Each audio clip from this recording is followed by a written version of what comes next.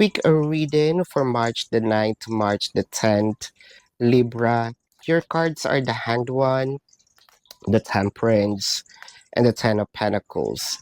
Siguro nitong mga nakaraang araw, linggo, buwan, or even the last year, I feel like si person medyo doubtful dito sa connection na to. Parang unsure sila, no? Sa mga bagay na gusto dapat gawin, no? Unsure sila sa hinihingi mo, whether this is the commitment, whether this is having a harmony, no, with them.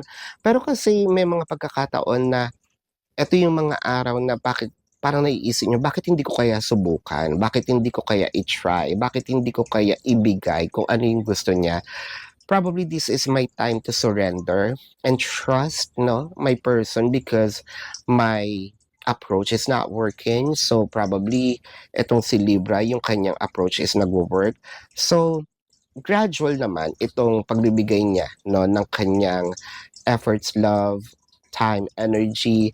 Pero with the Ten of Pentacles, dito kasi magsisimula yun no, up until you get the Ten of Pentacles, which is the highest form of the abundance. Well, at least the gate is opening.